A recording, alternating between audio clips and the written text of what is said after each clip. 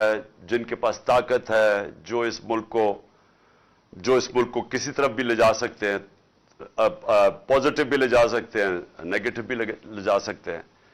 تو میں ان سے آج ایک سوال پوچھتا ہوں. میرا یہ سوال ہے، اور کیونکہ مجھے اس کا کوئی جواب آیا نہیں ابھی تک، کہ یہ لوگ جو دو خاندان تھے، جنرل مشرف نے ان کو ہٹایا جب 99 میں، تو دو دفعہ یہ کرپشن میں 90 کی دہائی میں نکل چکے تھے، اور کیسز کرپشن کے انہوں نے ایک دوسرے کے اوپر بنائے تھے. نون لیگ کہتی تھی پیپلز پارٹی کرپٹ ہے، نواز شریف کرپٹ ہے، وہ کہتی تھی زرداری کرپٹ ہے. زرداری کو جیل میں نواز شریف نے ڈالا، اور پھر ان دونوں کو مشرف نے ہٹا دیا، اور لوگوں نے مٹھائیاں بانٹی اور کرپشن پہ ہٹایا. اس کے بعد انہی کو جنرل مشرف نے این آر او دے دیا، اور اس کے بعد انہوں نے 10 سال جو ملک سے کیا 4 گنا زیادہ قرضہ بڑھا دیا. لوگوں نے ان کے غصے میں مجھے ووٹ دی 2018 میں. اب میرا سوال یہ ہے کہ وہ کیا چیز تھی کہ ایک دم 3.25 سال کے اندر یہی لوگ پتہ نہیں کس میں نہا کے آئے کہ یہ ایک دم ٹھیک ہو گئے اسٹیبلشمنٹ کے لیے، اور اس کے بعد یہ ہمارے اوپر پھر مسلط ہو گئے. چلے مانتے ہوں کہ اسٹیبلشمنٹ نے کوئی اس کے اوپر سازش نہیں کی، لیکن روک تو سکتے تھی نا. جانتے تو تھے ان کا ماضی. کیا ان کا ماضی نہیں پتا تھا؟ فائلیں تو ساری پڑی ہوئی ہیں ایجنسیز کے پاس ان کی چوری کی، سب کچھ. تو کیونکہ میں 3.5 سال پرائم منسٹر تھا، مجھے پتا ہے کہ ساری ڈیٹیلز ہماری ایجنسیز کے پاس پڑی ہوتی ہیں کہ ان کی چوری انہوں نے کتنی کی، تو وہ تو سب پتا تھا. تو وہ کیا چیز ہوئی کہ ان کو پھر ہمارے اوپر مسلط کر دیا؟ بیرونی سازش کامیاب ہو ہی نہیں سکتی جب تک اندر ان کی مدد نہ ہو. تو میرا سوال یہ ہے کہ اب 7 مہینے کے بعد کوئی ایک بھی مجھے چیز بتائیں کہ انہوں نے ملک کے اندر بہتری کی ہو. مجھے ایک چیز بتا دیں.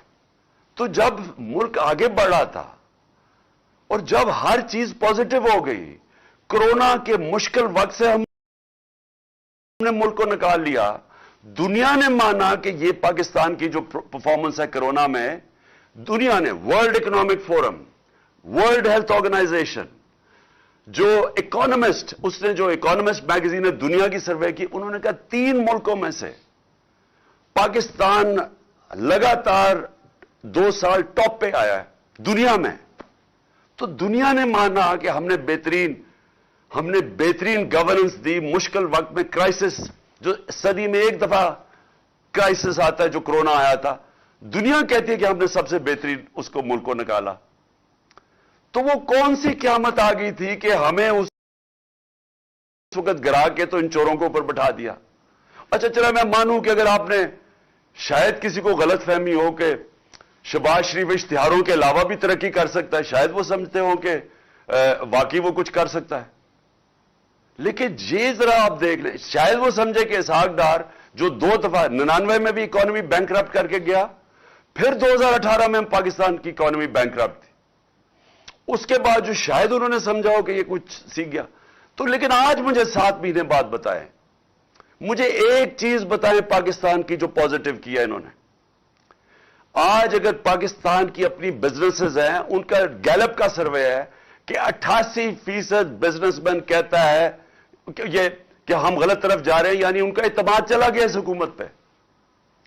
بیرون ملک جو کہ رسک اسیسمنٹ ہوتی ہے کہ آپ پاکستان قرضے واپس کر سکتا ہے یا نہیں، وہ 85% آپ کہہ رہے ہیں کہ پاکستان قرضے واپس نہیں کر سکتا. تو نہ باہر کے لوگوں کو اس پہ اعتماد رہ گیا، نہ اندر کسی کو اعتماد ہے ان پہ، اپنی بزنس کو بھی نہیں ہے. اور تو گورننس کا یہ حال ہے کہ 53% دہشت گردی بڑھ گئی ہے 7 مہینوں میں. تو ان کے پاس تو ٹائم ہی نہیں ہے ان چیزوں کا سوچنے کا. یہ تو اپنے کیسز ہی معاف کروا رہے تھے.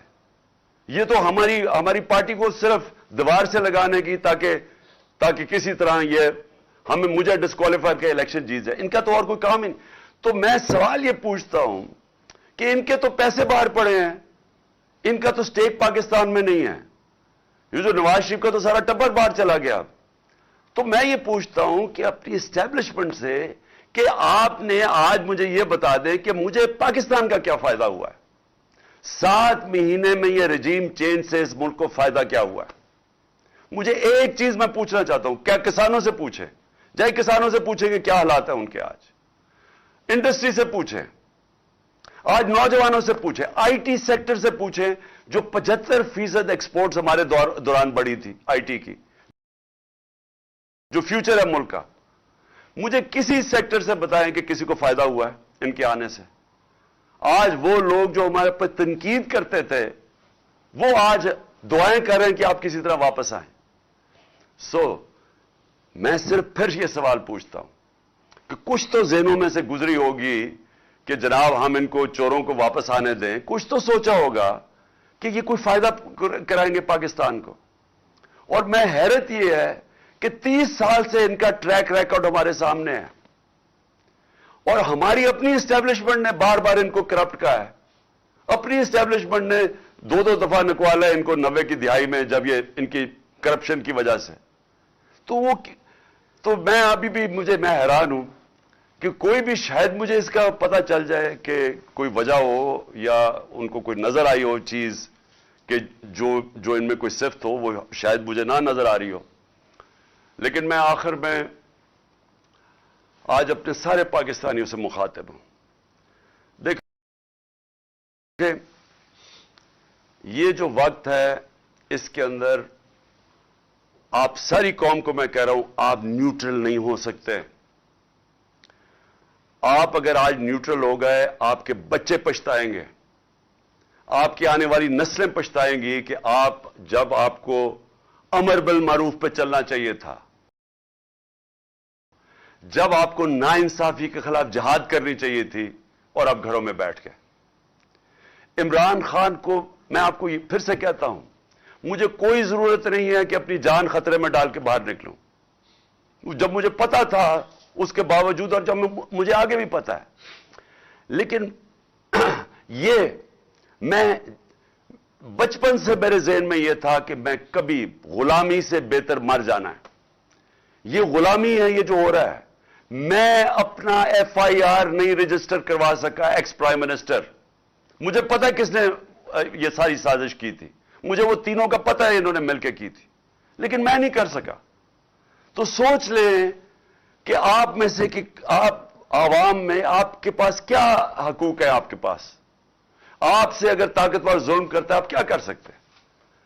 انسان اور بھیڑ بکریوں میں فرق ہے، انسانوں کے حقوق ہوتے ہیں۔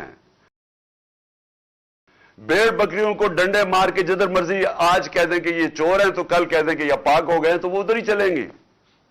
انسانوں کے حقوق ہیں۔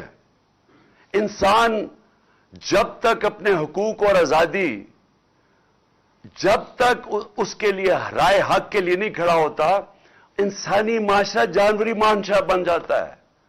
جانوروں کا معاشرے میں جنگل کا قانون آ جاتا ہے، جو اس وقت مجھے افسوس سے کہنا پڑتا ہے پاکستان میں ہے۔ ہماری کوششیں ہو رہی ہیں، دیکھیں وہ سینیٹرز نکلے ہوئے ہیں، وکیل نکلے ہوئے ہیں کہ ساری دنیا کے سامنے اعظم سواتی سے ہوا، لیکن وہ بے بس ہے۔ اس کی والدہ ارشد شریف شہید کی، وہ انہوں نے کمیشن بنا دیا، والدہ کہتی مجھے اعتماد ہی نہیں ہے۔ تو جنہوں نے جو چاہتے ہیں انصاف، اگر ان کو کمیشن پہ اعتماد نہیں ہے تو کیسے انصاف ملے گا؟